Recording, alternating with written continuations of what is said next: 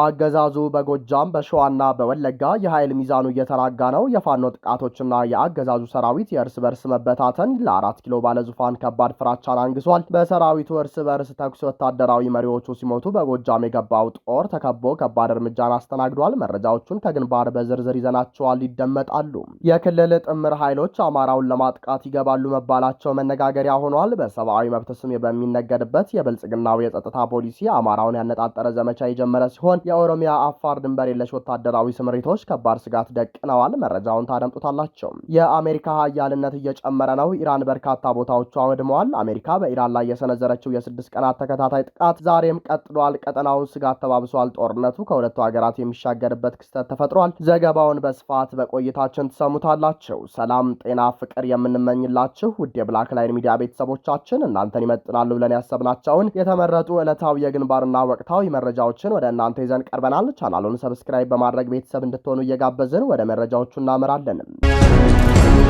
አገዛዙ በጎጃም በሸዋና በወለጋ የኃይል ሚዛኑ የተናጋ ነው። የፋኖ ጥቃቶችና የአገዛዙ ሰራዊት የእርስ በርስ መበታተን ለ4 ኪሎ ባለዙፋን ከባድ ፍራቻን አንግሷል። በጎጃም በሸዋና በወለጋ ግንባሮች ለአገዛዙ ጦር ከባድ ሽንፈትንና ውድቀትን ያከናነቡ መጠነ ሰፊ ውጊያዎች መካሄዳቸው ታውቋል። በተለይም መደበኛ ወታደራዊ መዋቅርና ስምሪት የተሰጠው በከባድ መሳሪያዎች የታገዘው የአገዛዙ ኃይል በታጠቁት ዘመናዊ መሳሪያዎች ሳይሆን በአርበኞቹ ስልታዊ ጥቃትና ብርታት ሙሉ በሙሉ እየተመታ መሆኑን ከግንባር ያገኘናቸው መረጃዎች አመላክተዋል። በጎጃም ግንባር ማቻከልና ደጋዳሞት የጦር ሰራዊቱ እልቂት ገጥሞታል። የአገዛዙ ጥምር ኃይሎች መነሻቸውን ከማችካል አማኑኤል ከተማ በማድረግ በዙ 23 በመድፍና በብረት ለበስ ተሽከርካሪዎች ታግዘው ወደ ደብረ ቀለሞ ደጋሰኝና ጮቄ ተራሮች ለመግባት ቢሞክሩም አስቀድሞ በተዘጋጀው የፋኖ ከበባ ውስጥ በመውደቃቸው ከፍተኛ ኪሳራ ደርሶባቸዋል። አርበኞቹ በአንድ ጊዜ በከፈቱት የተቀናጀ ጥቃት የአገዛዙን የደህንነት መረብ በመበጣጠስ በርካታ የጠላት ኃይሎችን መደምሰስ ችለዋል። በዚህም በርካታ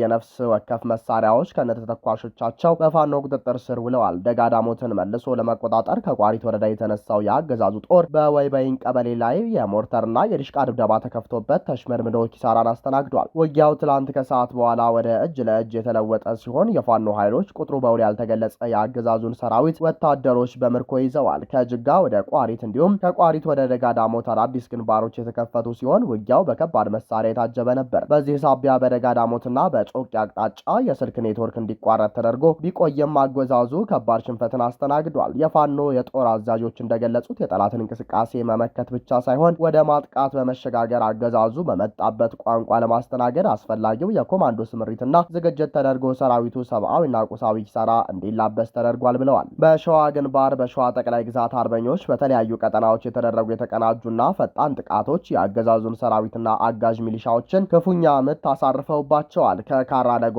ቀበሌ እስከ አርሶ አባ ዘንቦ፣ በርግቢ፣ ሙሉ ባህር፣ ፈረዱሃ ቀበሌና በሸዋ ሮቢት ዙሪያ የተደረጉት ውጊያዎች ለአገዛዙ ኃይሎች መርዶ ሆነዋል። በርካታ የአገዛዙ ወታደራዊ ኃይሎችና ቅጥረኛ ሚሊሻዎች ሲደመሰሱ አንድ የቡድን መሳሪያን ጨምሮ በርካታ የጦር መሳሪያዎች በፋኖ እጅ ገብተዋል። ይህም በአካባቢው የነበረውን የአገዛዙን ወታደራዊ ይዞታ ሙሉ በሙሉ በማዳከም የጠላትን ዓይንና ጆሮ ያሳወረ ደማቅ ድል ሆኖ ተመዝግቧል። ወደ ምስራቅ ወለጋ ግንባር መረጃችን ስናመራ የአገዛዙ ሰራዊት እርስ በርስ ገጥሞ አመራሮቹ መሞታቸው ተሰማ። ከጦር ሜዳ ሽንፈት ባሻገር በአገዛዙ ሰራዊት ውስጥ ያለው የሞራል መውደቅና የአመራር መበላሸት ሰራዊቱን እርስ በርስ ወደ መተላለቅ ደረጃ አድርሶታል። ምስራቅ ወለጋ ኪረሙ ወረዳ ልዩ ስሙ ባጅን በተባለ ካምፕ በዘመቻ መሪው ትምሪት ጋር በተያያዘ በተፈጠረ አለመግባባት ሰራዊቱ በራሱ አዋጊ አመራሮች ላይ ተኩስ ከፍቷል። በተኩሱ 9 ወታደራዊ ኃይሎች ላይ ከባድ ጉዳት ደርሷል።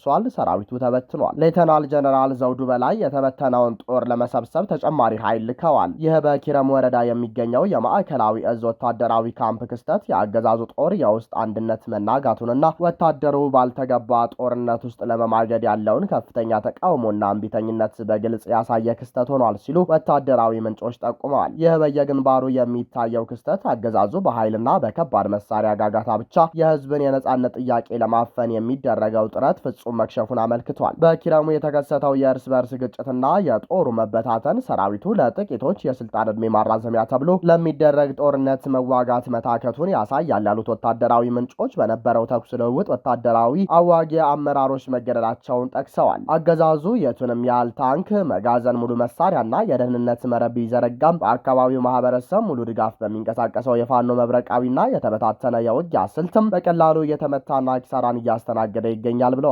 አገዛዙ ጦርነቱን በሄደበት ቦታ ሁሉ በዜጎች ላይ እንግልትና የኮሚኒኬሽን መቆራረጥ በመፍጠር ለማሸነፍ ቢሞክርም ይባሱኑ የህዝቡን ምሬትና ለፋኖ የሚደረገውን ድጋፍ እጥፍ ድርብ እያደረገው መሆኑን ተንታኞች አብራርተዋል።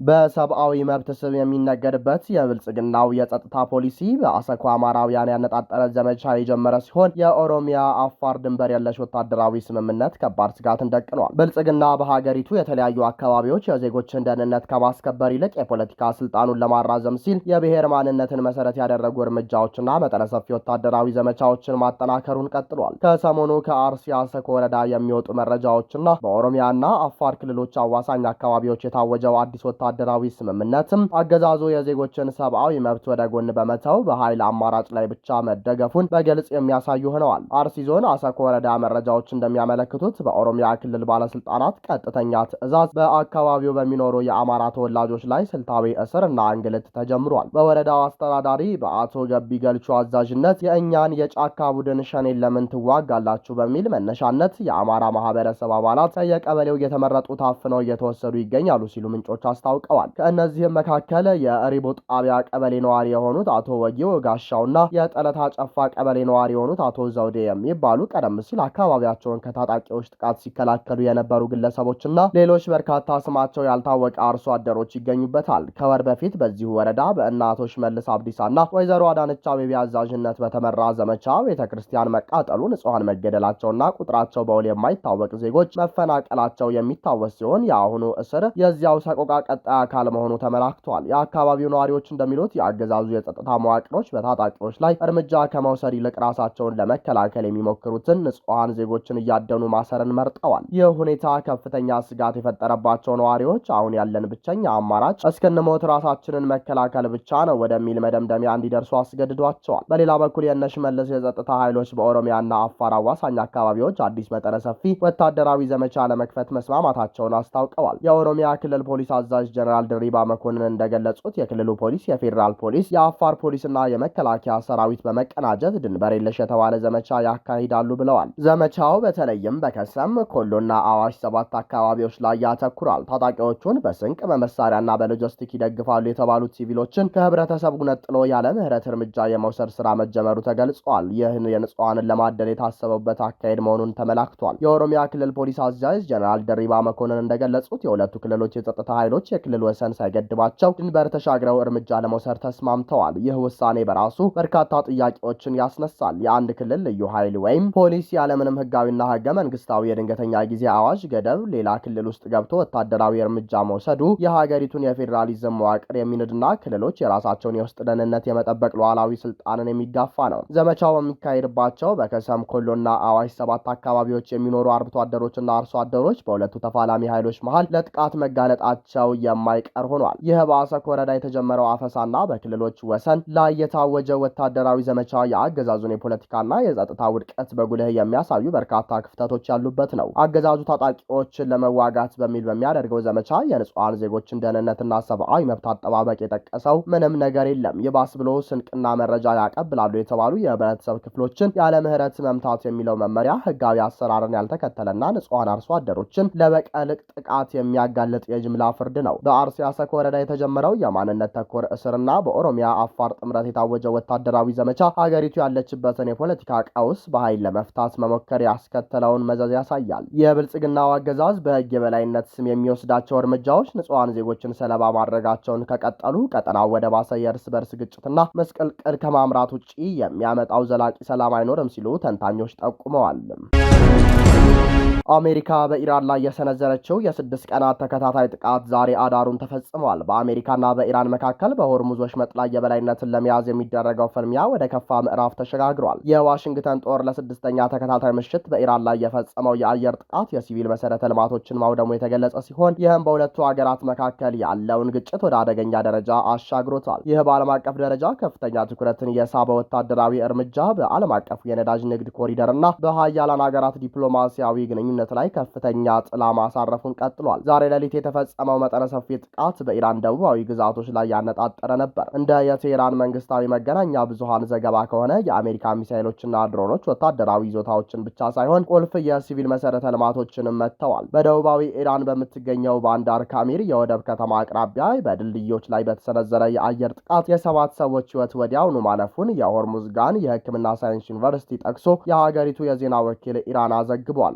ባንዳር ካሚር ዞን በሁኮሪስታን መንደርና በሾር ወንዝ አቅራቢያ የሚገኙ 2 ድልድዮች መውደማቸው ተረጋግጧል። በተጨማሪም በሆርሙዝ አቅራቢያ የምትገኘው ቃሽም ደሴት የወደብ ከተማዋ ባንዳር አባስና የአየር ማረፊያዎች በጥቃቱ ክፉኛ ተመትተዋል። ጥቃቱ የኢራን የኒውክሌር ኃይል ማመንጫ ጣቢያ መገኛ ወደሆነችው ቡሼሄር መቃረቡ በዓለም አቀፉ ማህበረሰብ ዘንድ ሰፊ ስጋትን ፈጥሯል። የአሜሪካ ጦር ማዕከላዊ እዝ በጥቃቱ ዙሪያ በሰጠው መግለጫ ወታደራዊ እርምጃው የኢራንን ወታደራዊና የባህር ኃይል አቅም ለመቀነስ ያለመ መሆኑን ገልጸዋል። የአሜሪካ የጦር አውሮፕላኖች፣ ድሮኖችና የጦር መርከቦች የኢራንን የባህር ዳርቻ መከታተያ፣ የአየር መከላከያ ጣቢያዎችንና ወታደራዊ የሎጂስቲክ መሰረተ ልማቶችን ደምስሰዋል። በተጨማሪም በሆርሙዝ ወሽመጥ ላይ የተጣለውን እገዳ ለመጣስ የሞከረችን አንድን መርከብ ተቆጣጥረናል ብለዋል። ይሁን እንጂ የአሜሪካ ማዕከላዊ እዝ ባወጣው የውድመት ዝርዝር ውስጥ ድልድዮችን ጨምሮ የሲቪል መሰረተ ልማቶች መመታታቸውን አልተጠቀሰም። በአንጻሩ የቴህራን ባለስልጣናት አሜሪካ ሆን ብላ የህዝብ አገልግሎት መስጫዎችንና ሲቪሎችን እያጠቃች ነው ሲሉ ይከሳሉ።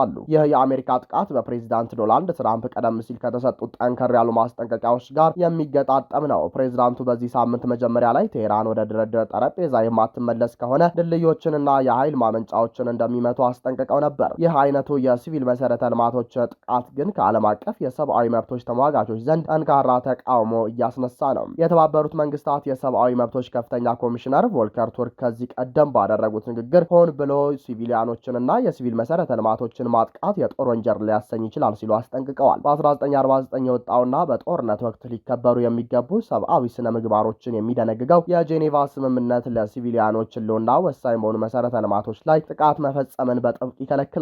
ይህ በሆርሙዝ ወሽመጥ አካባቢ የተቀሰቀሰው ግጭት በሁለቱ ሀገራት መካከል ብቻ የሚቋጭ አይመስልም። የቀጠናው ውጥረት እየናረ ሲሄድ የዓለም ሀያላን ሀገራት አሰላለፍንም ይበልጥ በግልጽ እየሆነ መጥቷል። አሜሪካ በሆርሙዝ ወሽመጥ የምታደርገውን የባህር ላይ እንቅስቃሴና እገዳዎች ለመደገፍ ከምዕራባውያን አጋሮቿ ጋር ያላትን ወታደራዊ ቅንጅት እያጠናከረች ትገኛለች። የኢራን ስትራቴጂካዊ አጋር የሆኑት እንደ ሩሲያና ቻይና ያሉ ሀያላን ሀገራት የአሜሪካን የአንድ ወገን ወታደራዊ እርምጃ እያወገዙ ሲሆን ጥቃቱ በአካባቢው ላይ የኢኮኖሚና የጸጥታ ቀውስ እንዳይፈጠር እያስጠነቀቁ ነው። የዓለም የነዳጅ አቅርቦት በከፍተኛ ሁኔታ የሚያልፍበት የሆርሙዝ ወሽመጥ መዘጋት ወይም አለመረጋጋት በዓለም አቀፍ ደረጃ የነዳጅ ዋጋ በከፍተኛ ሁኔታ እንዲነርና የዓለም ንግድ እንዲስተጓጎል ሊያደርግ ይችላል የሚለው ስጋት አሁንም በከፍተኛ ደረጃ እያንዣበበ ይገኛል።